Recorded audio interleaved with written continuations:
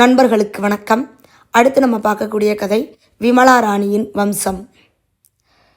இனி ரேவதியின் அழுகை ஓயப்போவதில்லை என்று நரேனுக்கு தெரிந்துவிட்டது. அவன் என்னதான் சமாதானப்படுத்தினாலும் அவள் கண்ணீரை துடைக்க சக்தி இல்லை. ஏன் தெரியுமா? திருமணமாகி 5 வருடங்களாகியும் குழந்தை பிறக்கவில்லை. கோவில், குளம், டாக்டர் என்று எல்லா தரப்பையும் பார்த்தாகிவிட்டது. கர்ப்பப்பை சற்றே சரிந்திருப்பதாக சொன்னதால் ஆபரேஷன் செய்து அதையும் சரி செய்தாகிவிட்டது. ஆனால் ரேவதி தரித்த கர்ப்பங்கள் ஓவரீஸிலேயே தங்கி வளர்ச்சி பெறாமல் அபாஷனான போது ரேவதி துவண்டு போனாள். அதன் பிறகு கர்ப்பப்பையில் பைப்பராய்ட் என்ற கட்டி வந்துவிடவே கர்ப்பப்பையையே எடுக்கும்படி ஆகிவிட்டது. இனி தாய்மை என்பது கனவுதான். உறங்க தாயின் மடியும், வளர தந்தையின் தோளும், வாழ நம்பிக்கை என்னும் தாரக மந்திரமும் இனி மறைந்து போன பழங்கதைகள். இவளுக்கு கிடைத்த இந்த பேறுகள் இனி இவள் வம்சத்துக்கு இல்லை. வம்சமே அற்று போய்விட்டது. பின் எங்கிருந்து வரும் வாரிசு? நரேன் இவளை தேற்றினான். இதோ பாரு ரேவதி, குழந்தை இல்லாட்டி என்ன? எனக்கு நீ குழந்தை, உனக்கு நான் குழந்தை. ரேவதி முகம் திருப்பினாள். பேசாம ஒரு குழந்தைய தத்தெடுத்துக்கலாமா? வேண்டாங்க. அந்த குழந்தைய பார்க்கும்போதெல்லாம் எனக்கு கோபந்தான் வரும். ஒரு தாயாக முடியலையேங்கிற தாழ்வு மனப்பான்மை தான் வரும். எதை சொன்னாலும் அதை தான் அடைய முடியாத தாய்மையோடு தொடர்பு படுத்தி அழுவதே அவள் வழக்கமாகி போனது. நரேனுக்கு புரியவில்லை. என்ன வியாதி இது? தன்னைத்தானே நொந்து கொண்டு, தன்னைத்தானே கழிவிறக்கத்தால் இழிவுபடுத்தி கொண்டு இந்த உணர்வுகளுக்கு என்ன வடிகால்? இந்த உணர்ச்சி சிறையிலிருந்து ரேவதி எப்படி மீளப்போகிறாள்? இந்த மன இறுக்கமே வியாதியாகி அவளை ஒரு பைத்தியமாக்கி விடுமோ? டாக்டரிடம் அழைத்து போக விரும்பினால் சம்மதிக்காமல் அழுது ஆர்ப்பாட்டம் செய்தாள். நரேன் விட்டுவிட்டான். அன்று அலுவலகத்திலிருந்து நரேன் வீடு திரும்பிய போது வீட்டு வாசலில் கேட்டுக்கு அருகில் ஒரு நாய் படுத்திருந்தது. இவனை கண்டதும் சட்டென்று குறைக்க ஆரம்பித்த போது ரேவதி உள்ளே இருந்து வந்தாள்.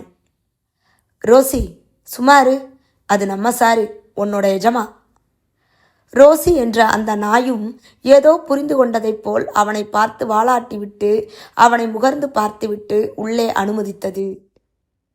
என்ன ரேவதி இது புதுவரவு? ஏதோ தெருநாயி. சாப்பிட்ட இலைய வெளியே போட வந்தேன். மோப்பம் முடிச்சுக்கிட்டு வந்துருச்சு. சொன்னாலும் கேட்காம வாசலிலேயே பழியா கிடந்தது. பாவமாக இருந்துச்சு. சரின்னு கேட்ட திறந்து விட்டேன்.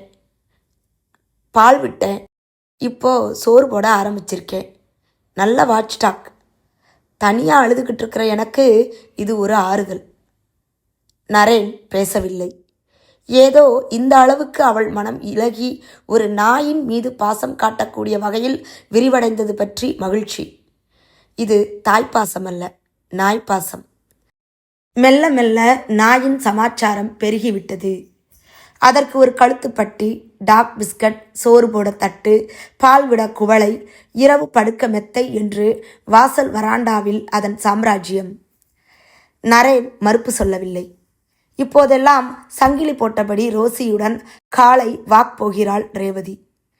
ஏதோ ரேவதியின் மன அழுத்தம் குறைந்தால் சரி.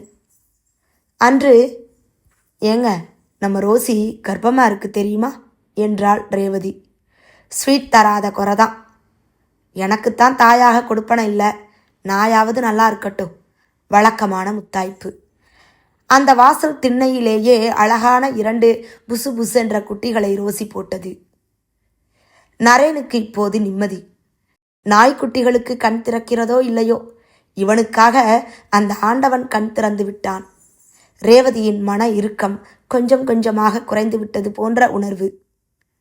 அன்று இரவு ரோசி திடீரென்று ஊளையிட்டது, குரைத்தது, அழுதது. என்னவாயிற்று? இவர்கள் இருவரும் கதவு திறந்து வெளியே வந்து பார்த்தார்கள். நாய்க்குட்டிகள் இருந்த இடம் காலியாக இருந்தது. யாரோ குட்டிகளை தூக்கிச் சென்றிருக்கின்றனர். எதிர்த்த ரோசியை கல்லெறிந்து காயப்படுத்தியிருக்கிறார்கள். ரோசியின் காலில், நெற்றியில் எல்லாம் இரத்த காயம். ரோசி ரேவதியை முகர்ந்து பார்த்து ஊளையிட்டது. என் குட்டிகளை கண்டுபிடித்து தா என்று கேட்பது போல் ஊளையிட்டது.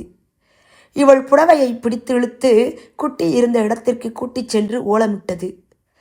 பார்க்க மிகவும் வேதனையாக இருந்தது. அந்த வாயில்லா ஜீவனின் தாய்ப்பாசம் நெஞ்சை பிழிந்தது. நாள் முழுவதும் குட்டிகள் கிடந்த இடத்தில் படுத்தபடி ஆகாரம் எதுவும் இல்லாமல் சக்தியின்றி ரோசி கிடந்தது. ரேவதி பார்த்தாள். 5 அறிவுள்ள நாய்க்கு கூட இத்தனை தாய்மை உணர்வா?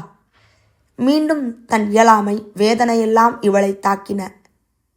என்னங்க, ரோசிய எங்கேயாவது கொண்டு போய் விட்டுட்டு வந்துடுங்க. ஆகாரம் எடுக்காம அது கதறத பார்க்க சகிக்கலைங்க.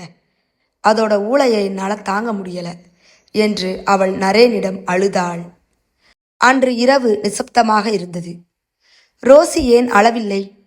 அழுது அழுது உயிரை விட்டுவிட்டதா? ரேவதி மெல்ல கதவு திறந்து பார்த்தாள். அங்கே ரோசி படுத்திருந்தது. இவள் மதியம் போட்ட சாப்பாட்டை கூட சாப்பிட்டிருந்தது. அதோடு ரோசியிடம் 3 சின்னஞ்சிறிய பூனைக்குட்டிகள் பால் அருந்தி கொண்டிருந்தன. இவளை கண்டதும் ரோசி மகிழ்ச்சியுடன் வாலாட்டியது. 10-15 நாட்களாகிய குட்டிகள். அப்போதுதான் கண் திறந்த குட்டிகள். அம்மா பூனை அடிபட்டு செத்துவிட்டதோ என்னவோ.